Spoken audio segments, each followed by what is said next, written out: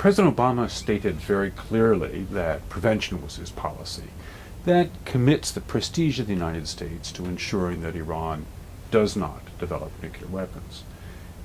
The Israeli Prime Minister Benjamin Netanyahu laid out the argument for why the problem is a very urgent one that needs resolution quite quickly. And Iranian President Ahmadinejad did not raise the matter at all, showing that, as far as he's concerned, no point in talking about this right now.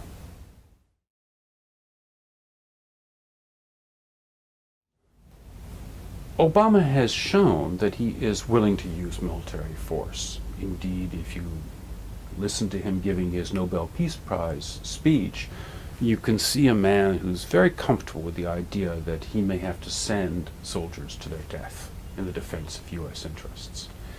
And indeed, he has been a wartime president. He has also shown that he's prepared to use force against Iran. If we believe the New York Times, President Obama was intimately involved in the decisions for cyber attacks on Iran. We know that the United States has been involved in sending drones into Iran, which is not a friendly act. So President Obama has shown that he is willing to take forceful actions against Iran to defend U.S. interests.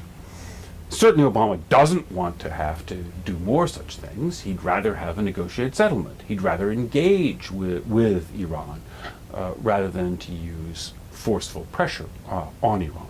But if necessary, there's an excellent prospect that Obama would follow through on his stated policy of preventing Iran from acquiring nuclear weapons. He'd want to do that in a way that reduces the prospect of further escalation and want to see, after a military attack, there be a negotiated diplomatic solution. That remains the objective, a negotiated diplomatic solution. Indeed, military force, if it has to be applied, will be applied towards that end.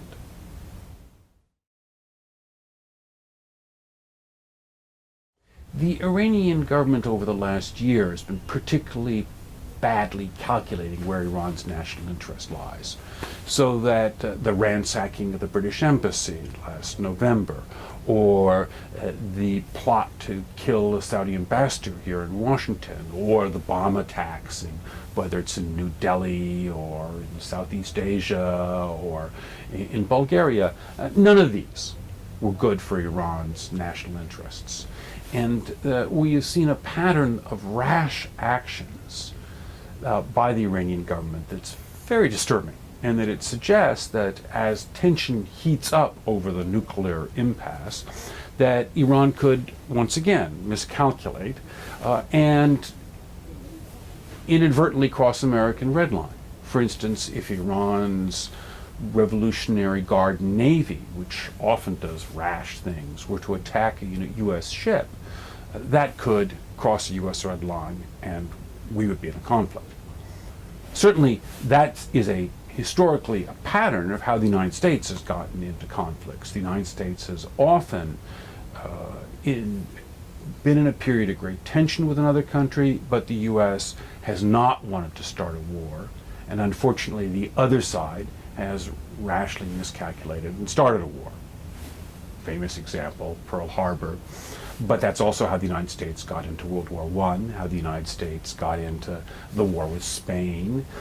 For that matter, that's how the U.S. Civil War started. It's that Lincoln waited until Fort Sumter was attacked. So the U.S. has I think, a proud history of being patient and waiting to see how a crisis will unfold, and being willing to wait until the other side makes a first move.